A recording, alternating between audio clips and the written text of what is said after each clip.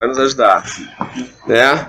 Estamos aqui com o pastor Miguel e veio com toda a sua família, maravilhoso, botou lá para deitadinha, tá? Deitadinha, falou que tem vindo gente aí, tá vindo gente aí.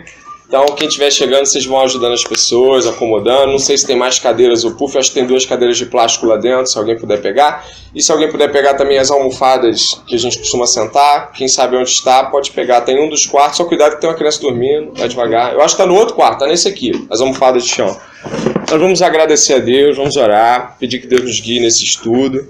As últimas 2 semanas foram excelentes, a gente teve momentos aqui maravilhosos, os palestrantes que vieram, e hoje vai ser diferente não. Vamos agradecer a Deus? Aí a gente apresenta o pastor Miguel melhor. Senhor, nós te damos graça e nos rendemos ao Senhor essa tarde, com a certeza de que o Senhor é digno de todo tipo de elogio que a gente venha fazer nesse lugar.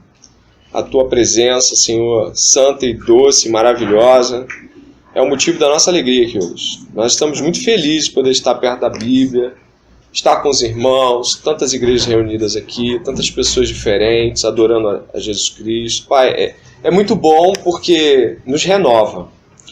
Mas nós sabemos que a nossa mente, Deus, ela traz resistências, ela tem implicações de pecado que a gente às vezes não imagina o quanto nós somos resistentes à palavra de Deus. Nós pedimos aqui que o Senhor faça aquele milagre de quebrar o orgulhoso, de levantar o cabisbaixo, de consolar, Senhor, o angustiado. Que cada um que trouxe para Jesus Cristo aqui o seu coração possa, de fato, receber um renovo de Deus. Existem pessoas que estão vindo, Senhor, e que também precisam dessa oração. Pedimos que essa oração as alcance também. Senhor, nós não somos pessoas que são capazes de discernir todas as coisas. Nós não somos inteligentes mais do que ninguém. E ninguém aqui que vai dar uma opinião, ou levantar um comentário é melhor ou mais inteligente. Mas nós pedimos ao Senhor que ainda assim, dentro das nossas limitações, o Senhor faça um milagre aqui, fazendo com que o entendimento se amplie, fazendo com que esses 500 anos de reforma, Senhor, eles possam ser relembrados aqui para a tua honra, para a tua glória. Espírito Santo, o Senhor é mais que bem-vindo aqui, o Senhor já está aqui, e o Senhor é aquele que vai fazer esse milagre. Portanto, Senhor, apesar de nós, faça, por favor, Senhor, com que os nossos corações se dobrem diante de Jesus Cristo, que nós possamos reconhecer a majestade de Jesus Cristo, que as Escrituras soem doces aos nossos ouvidos, que os nossos corações se quebrantem, que haja uma disposição, Senhor, do nosso coração quebrantado. Tua graça já tem nos movido até esse lugar, foi o Senhor que nos trouxe aqui. E nós cremos, Senhor, que de acordo com tudo que o Senhor, Pai, já tem feito, sabemos que o Senhor também fará. Que essa tarde seja uma tarde memorável para a honra do Teu nome, Senhor. Nós te agradecemos, em nome de Jesus Cristo. Amém. Queridos, novamente boa tarde. Semana passada estudamos o quê? Solos Cristos. Solos Cristos, tu lembrou. E olha, foi muito bom, né? O irmão Alcino. Semana retrasada. Ih, rapaz, tá bom. Hã? Sola Escritura. Ó, agora vamos equilibrar esse negócio. Ó. 2 arminianos abriram a parada. Agora vem o calvinista aqui. O negócio está começando a ficar mais equilibrado. Vai ter o pastor Ademir também, da presbiteriana do Paiol, vai estar com a gente aí. Então o negócio está indo aí, né? O Cleber falou que tem um padre que quer vir aqui. Mas vai ficar muito bom esse negócio, cara. O Cleber vai trazer o padre. Então, não, sério, ele falou comigo hoje. Ele falou que o padre se amarrou na ideia de vir aqui. Eu falei, vamos lá. É pra falar de reforma? Hã? Não é pra falar de reforma, não. Fala do Conselho de Trento. Ó, tá sendo gravado isso aqui, o padre vai ouvir também. A gente vai seguir aqui. Deixar que o pastor Miguel se apresente aí. Eu sei que alguns já conhecem, a gente fez umas visitas lá. Pastor Miguel, se apresenta aí. Boa tarde, pessoal. Acho que conheço alguns aqui, graças a Deus. Pessoal bom. Que a gente tem aprendido a amar aí. André, grande amigo. Eu sou hoje pastor da Primeira Igreja Batista em Juscelino. A maioria aqui conhece. E aceitei esse convite porque eu ouço falar muito bem de vocês já há alguns anos, né, André? A gente se conheceu alguns anos atrás, um pouco rápido. E nunca tive a oportunidade de estar aqui, mas acompanho vocês paralelamente. Sou também do Jopac. algumas pessoas conhecem. E a gente sempre ouviu falar muito bem da Coaminical, apesar da nossa distância, alguns probleminhas, né? Mas, enfim, arminiano, calvinista, isso aí se tem uma coisa que a Reforma ensina pra gente, é que... Só vão ficar bolado, cara, que não é Não, arminiano não, eu tô meio sozinho aqui, cara. Tô em casa. Tu tá em casa, eu que tô perdido. Quando a gente chegar no céu, diante de Cristo, vai estar todo mundo junto, embora daquilo que a gente creia, daquilo que a gente confesse, diferença de credo, enfim, denominação, vai estar todo mundo junto lá cantando, isso que importa. E eu tô aqui para conhecer vocês, ajudar vocês e aprender com vocês. Bom? É um prazer. Deixa eu apresentar rapidinho, a Bruna, minha esposa, Enzo, meu filhão, e a Rebeca tá lá dentro dormindo já. Já vai acordar, já vai acordar. Só esperar que ela vai vir aí. A gente vai ter sossego. Ó, irmão, semana passada, como na outra, a gente trouxe um pedacinho da Declaração de Cambridge, né, explicou, né, e tudo mais. Vou passar de novo aqui, só que hoje, falando da graça de Deus. Vai passando aí. Quem nunca esteve na Coaminical? Tem alguém aqui que nunca esteve? Não, você, né? Sua família. Acho que tá, o pessoal aqui já tá mais carimbado, né? Tem mistos aqui, tem gente com muitos anos, a gente tá chegando aí pela segunda vez só. E foi muito bom os últimos 2 encontros, nós estamos celebrando 500 anos de Reforma Protestante. É mais que relevante discutir esse tema, é mais do que relevante relembrar ele. E a nossa tarefa hoje é entender de que forma os reformadores viram a graça de Deus e de que forma essa graça de Deus foi importante na formação da mentalidade daqueles homens, né? E é claro, a gente não vai discutir em termos apenas acadêmicos ou frios, não. A gente vai discutir a coisa também naquilo que é a implicação diária, né? O que é de fato essa graça no dia a dia e de que modo o entendimento renovado de graça ele implica numa mudança de vida, né? A gente tem a Declaração de Cambridge aqui, que foi uma declaração que foi feita por uma coligação de pastores, de homens de Deus, que entenderam que a reforma tinha emblemas, e de que estávamos nos aproximando já de 500 anos de reforma, e de que forma eles usaram isso. Eles fizeram um resgate histórico e observaram que alguns desses pontos eram muito mais recorrentes do que outros e que eles eram emblemáticos, né? Semana passada eu perguntei, alguns já souberam responder os 5, né, as 5 solas. Vamos ver se melhorou. Vamos lá. Quem sabe as 5 aí? Alguém? Me dispõe. Fala, Diego.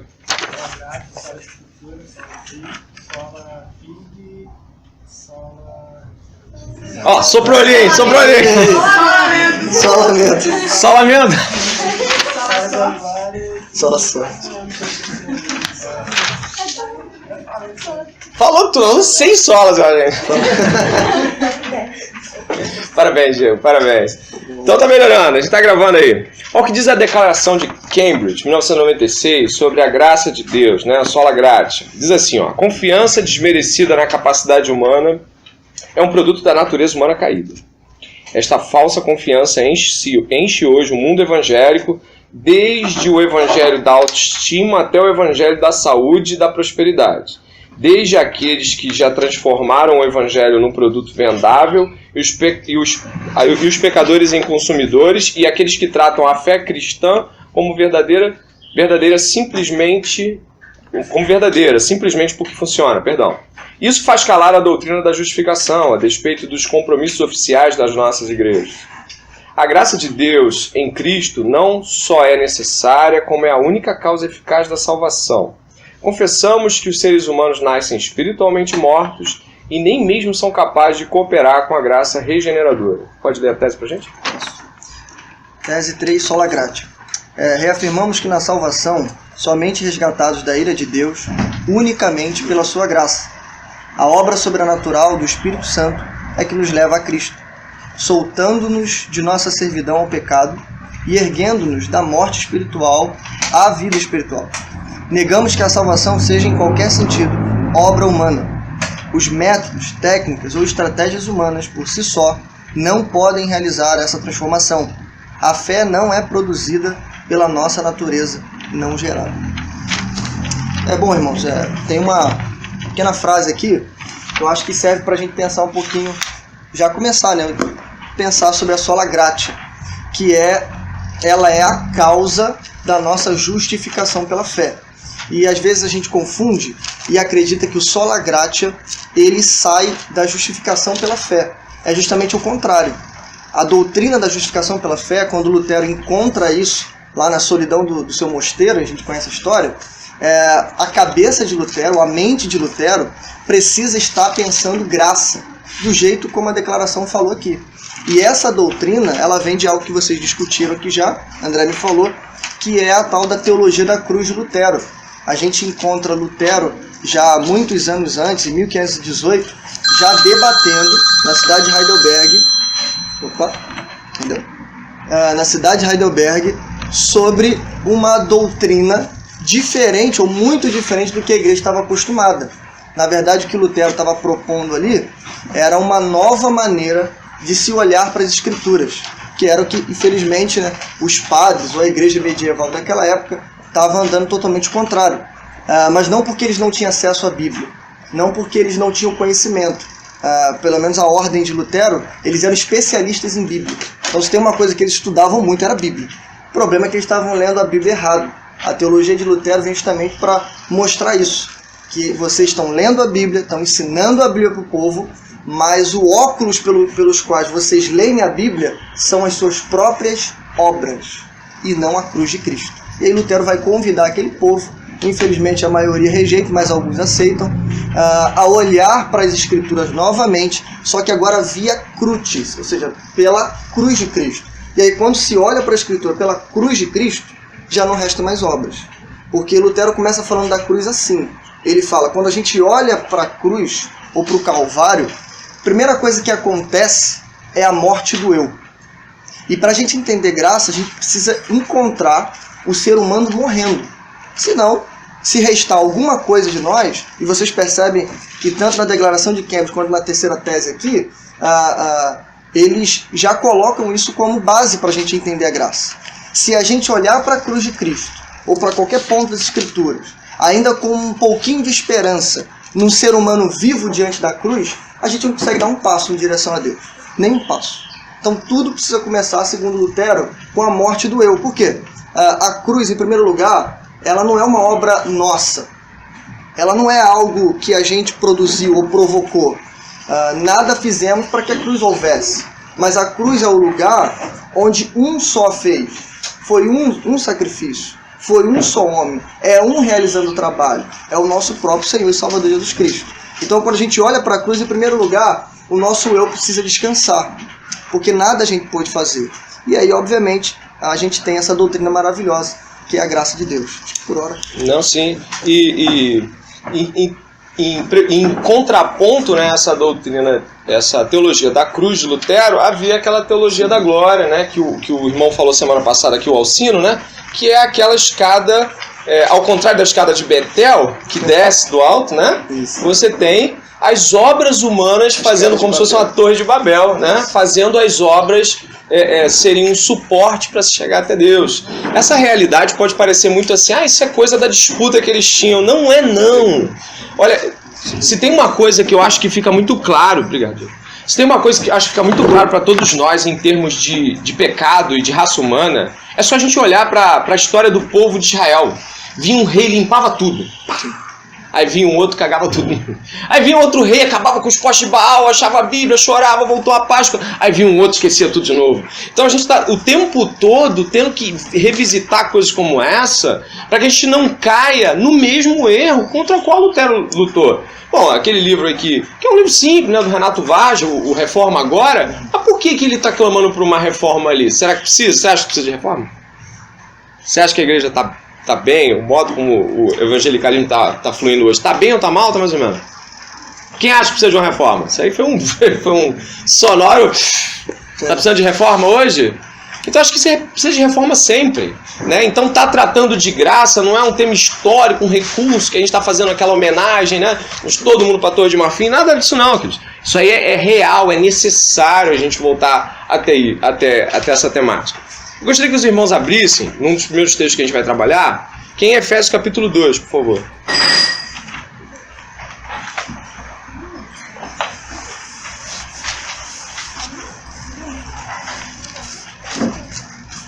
Hoje é o recorde de pastores aqui, hein? Ó, Hoje tem, geralmente tem um, Vai ter um novo concílio. tem dois. Vai ter um concílio aqui hoje? Ih, rapaz, tá só tudo de calvinista aí, ó. A semana passada o nome do cara era Alcino. Tá vendo mais gente aí. Tá vendo? Tá pra repassar? O nome do cara era Alcino. Aí chamamos ele de Alcino de Dort. Ficou doido o arminiano. Coitado. Efésios capítulo 2. Vamos lá. Efésios capítulo 2 é Nossa, é uma exaltação escriturística à graça de Deus, né? Paulo ia tomar a besteira de falar, Paulo foi feliz em escrever isso aqui. Irmão, Paulo sempre foi feliz, né? Escreveu muito bem sempre, mas esse pedaço me inspira muito. Capítulo 2. Ele vos deu vida, estando vós mortos nos vossos delitos e pecados, os quais andaste outrora, segundo o curso desse mundo, segundo o príncipe da potestade do ar, do espírito que agora atua nos filhos da desobediência, entre os quais também todos nós andamos outrora, segundo as inclinações da nossa carne, fazendo a vontade da carne e dos pensamentos, e éramos por natureza filhos da ira, como também os demais. Esse mais aqui é lindo, né? Mas Deus, sendo rico em misericórdia, por causa do grande amor com que nos amou, estando nós mortos em nossos delitos, nos deu vida juntamente com Cristo. Você pode ler esse pedacinho junto com a gente? Quem estiver, claro, lendo, né? Isso aí é mais importante. Quem estiver lendo, pode ler esse pedacinho? Vamos lá. Verso 5. Estando nós mortos em nossos pecados, nós mortos em nossos delitos, nos deu vida juntamente com Cristo. Pela graça, e juntamente com Ele nos ressuscitou e nos fez assentar nos lugares celestiais em Cristo Jesus, para mostrar nos séculos vindouros a suprema riqueza da sua graça, em bondade para conosco, em Cristo Jesus, porque pela graça sois salvos, mediante a fé. Isto não vem de vós, é dom de Deus, não de obras, para que ninguém se glorie. Pois somos feitura dele, criados em Cristo Jesus para boas obras, as quais Deus de antemão preparou para que andássemos nelas. Para que a gente fique bem atento, o capítulo 2 ele começa contrastando a condição humana aquilo que Deus vai fazer.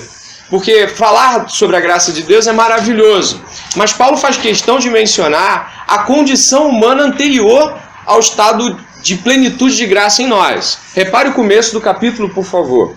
Diz que ele nos deu vida, mas ele nos deu vida porque estávamos mortos. E vai dizer mais à frente um pouquinho, vai dizer que nós éramos regidos pelo próprio diabo, pelo inferno, a gente pertencia a um reino infernal. Então você imagina, você era um morto, né? Você era um Walking Dead andando pelos reinos do inferno, né? Não é uma condição a qual a gente possa acenar substancialmente com uma mínima parcela que seja de chance de dizer que queríamos Deus. Acho que é importante ressaltar isso aqui. A questão de falarmos da graça de Deus é maravilhoso, mas devemos pensar assim, havia condição humana em nós de realizar tal obra, ou minimamente de se achegar a Deus? A resposta é não. A resposta é não. Quando nós pensamos em graça, temos sempre que pensar antes de que não havia graça nenhuma, não havia chance nenhuma de reparação. Eu já ouvi pregações como você e tanta gente já deve ter ouvido, né, de, poxa, dê um passo para Deus, que Deus vai dar 2 na tua direção, né? E tem gente que dá, mas não dá em nada, porque não adianta, irmão. Vai dar o passo, vai cair no chão, porque não tem isso. A graça de Deus é que nos atrai, é que faz a obra, é a graça de Deus que nos sustenta até o final da caminhada. Mas queria ressaltar, o pastor Miguel vai seguir se ele quiser, mas eu queria ressaltar esse primeiro traço. Estava todo mundo ferrado, todo mundo morto, ninguém podia fazer nada, ninguém acenava. Paulo vai ressaltar o texto de Salmo dizendo, estava todo mundo perdido, não havia um que buscasse a Deus, ninguém queria Deus.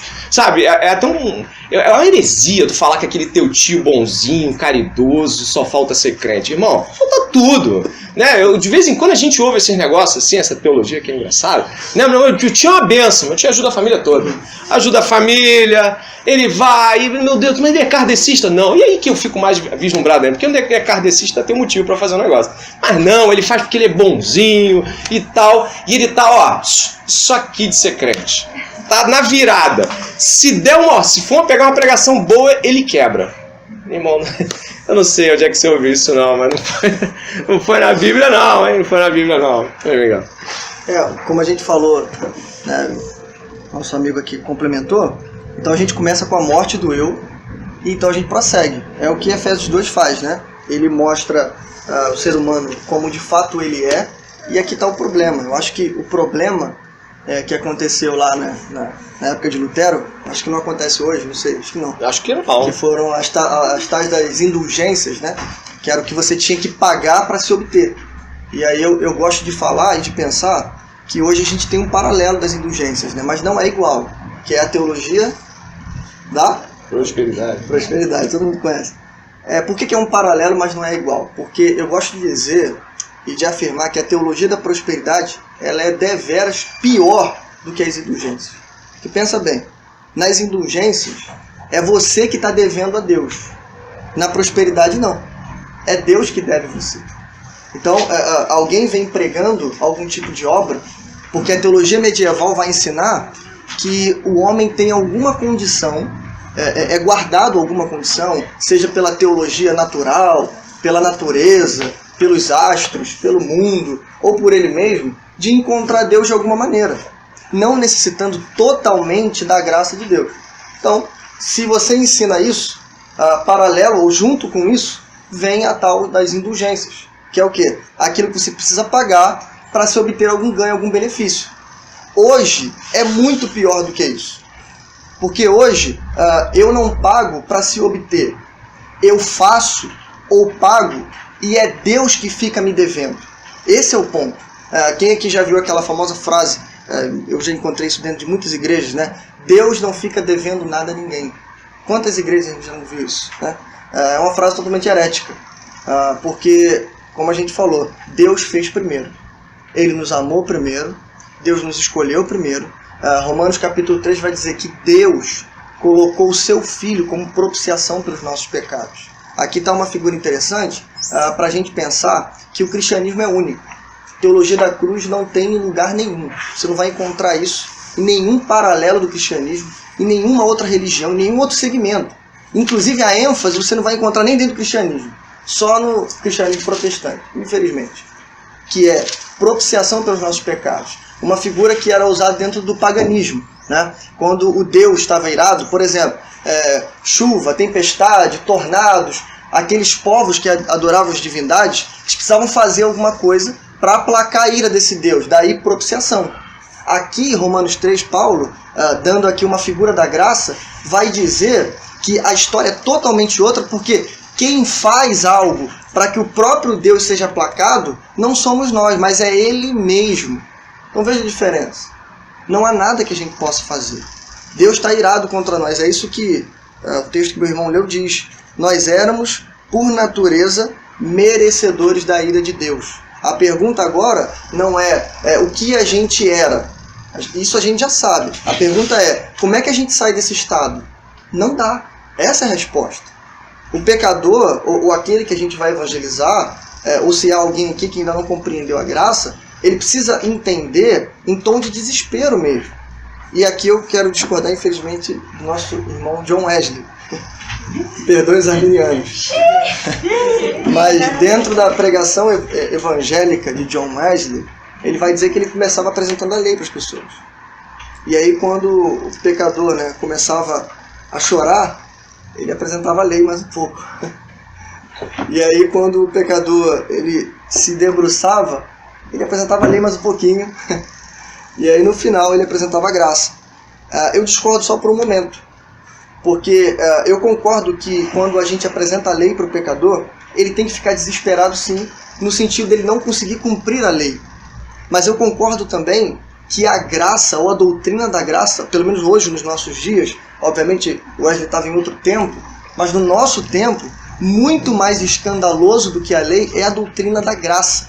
Mas a doutrina fiel da graça, essa que a gente vai tentar expor aqui. Uma doutrina escandalosa que a mente humana infelizmente não pode aceitar.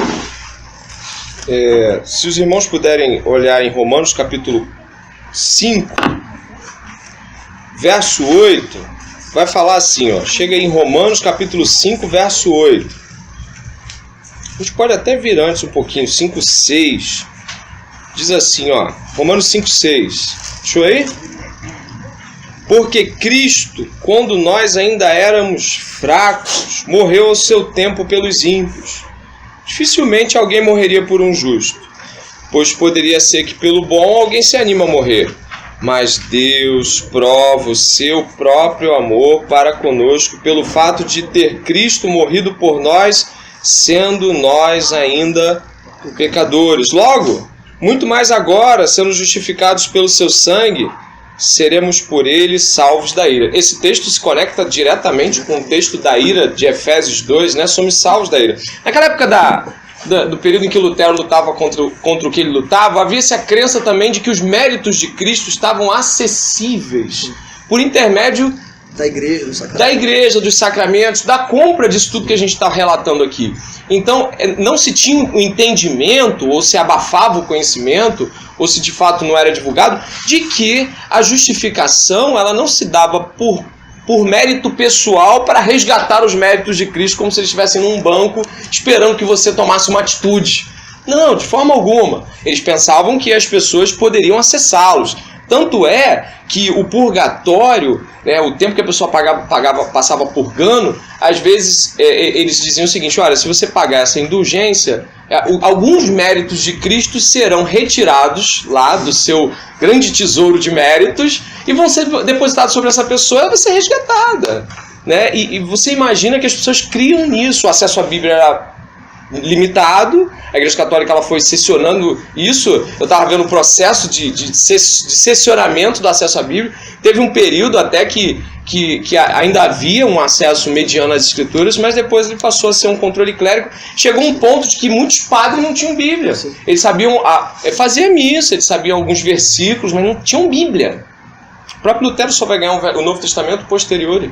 E olha que coisa interessante, os méritos de Cristo estão disponíveis, mas eles não estão disponíveis porque podemos fazer algo por eles. Segundo as Escrituras, eles estão disponíveis porque Deus os deu a nós, estão disponíveis de forma gratuita, estão disponíveis por intermédio dessa graça, ou por essa graça, por intermédio da fé. Isso é um escândalo. De que modo é um escândalo? Estamos acostumados a dizer coisas do tipo: vai ter um congresso lá na igreja, vai ser uma bênção, mas irmão, eu estou pagando um preço de joelhos que só eu posso pagar. E eu juntei uns jovens lá, tem 10 jovens pagando um preço. Olha, irmãos, eu fico muito feliz quando vejo gente orando, porque eu acho que a oração do justo pode muito em seus efeitos. Eu tenho certeza que Deus ouve a oração, eu tenho certeza que Deus ouve e que Ele age miraculosamente através dessas orações, age em nós, mas, irmão, não dá para pagar preço de novo. Dá para a gente dizer que a gente está orando pelo congresso, mas qualquer preço já foi pago por Jesus Cristo. Claro, a gente vai lá botar, né? A gente vai trabalhar na obra, isso aí não tenha dúvida. Deus não vai pegar a nossa cruz e falar: não, eu já fiz a minha, agora a sua eu carrego. Não, pega a cruz dele, ele pega a cruz dele e nós pegamos a nossa. Mas até mesmo o caminhar cristão e a cruz que carregamos são por graça de Deus. E carregar essa cruz é graça de Deus para nós também, compartilhar dos sofrimentos de Cristo. Acredito que quando nós hoje nos confrontamos com a teologia da graça de Deus, se nós levarmos ela a sério, que eu acho que é o que Deus quer com certeza, levar a sério o fato de que Deus não cobra nada é muito estranho, porque tudo é cobrado. E o fato de um Deus como esse Deus ser tão bom e fazer isso por pessoas como nós tão maus é estranho. Eu vou ser sincero, antes de fazer esse trabalho aqui dessa quarta-feira com o Miguel, eu estava em casa pensando sobre a graça. E aqui aquelas conjugações teóricas simples. Mas teve um momento que estalou. E eu falei: cara, se isso não fosse verdade, isso ia ser uma loucura. Aí fui lá e Paulo está falando: é loucura para o mundo, é loucura, para a gente é poder. Eu falei: gente, nada, o Deus não cobrar um suorzinho sequer, uma ida à igreja, um dízimo, uma oração, mais nada. Se nós pensarmos direitinho, é muito estranho. Tem que ser divino, porque humanamente a gente não acredita em coisas que não são pagas. Você acredita? Você acredita? Olha só, gente, eu estou dando bolsas de faculdade na PUC, de graça. Eu só vim aqui no final. Tem vaga para todo mundo. Você já Peraí, bolsa na PUC de graça? Sim, é de graça. E também com Uber pago para cada ida. Tá? Jesus Cristo estava lá também, eu prometo, ele estará lá. Aí Uber pago, bolsa paga e também toda saída da PUC você passa no shopping ali e você compra uma roupinha. Todo dia você tem os 300 reais, 400 reais liberado no cartãozinho, você fazer... Tá animado? Só que isso não é nada perto da salvação. Perto da salvação, isso não é nada. E nós poderíamos nos animar muito mais com uma oferta como essa do que com a salvação que está sendo ofertada por Jesus Cristo. É verdade. Somos interesseiros. Se Deus não fosse bom, a gente não queria. Não, na verdade a gente não quer. Mas se Deus não fosse bom depois que a gente descobrisse Ele, acho que a gente fala, não, eu pensei que era melhor. Nós somos interesseiros. E por isso a graça. O André tocou num ponto aqui que eu acho interessante ressaltar. Às vezes quando a gente fala do sola gratia, a gente olha para a cruz como a gente olhou inicialmente, só que a gente morre e fica lá. Talvez esse seja um grande problema e talvez por isso alguns homens durante a história da igreja tiveram um pouco de dificuldade de pregar a graça. Talvez por isso, há 20 anos atrás, essa mensagem aqui de graça era um escândalo. Tá? Há 15 anos atrás, não se ouvia pregar o que o André acabou de falar aqui. De que você não precisava realizar absolutamente nada para ser salvo. Se você pregasse dentro de uma igreja, principalmente das tradições pelas quais eu vim, o pastor arrancava sua cabeça fora. Tá? Eu lembro que meu pai, ele me iniciou, né, no ministério da pregação com 8 anos de idade. E eu lembro que eu perguntava para ele toda vez, né? Eu falava, pai, mas por que eu nunca preguei o livro de Romanos? A resposta dele era, não vou falar com um bom menino, mas a resposta dele era, não, cara, Romanos é problema, vamos pular isso aqui. E, obviamente a gente pregava o Antigo Testamento pra caramba, pregava um pouquinho do Novo, mas Romanos nem pensar. Romanos é problema. Isso aqui Pedro... Deixa eu colocar o Fábio que o Fábio... Pois é, a resposta era assim, ó, nem Pedro entendeu, quem dirá eu.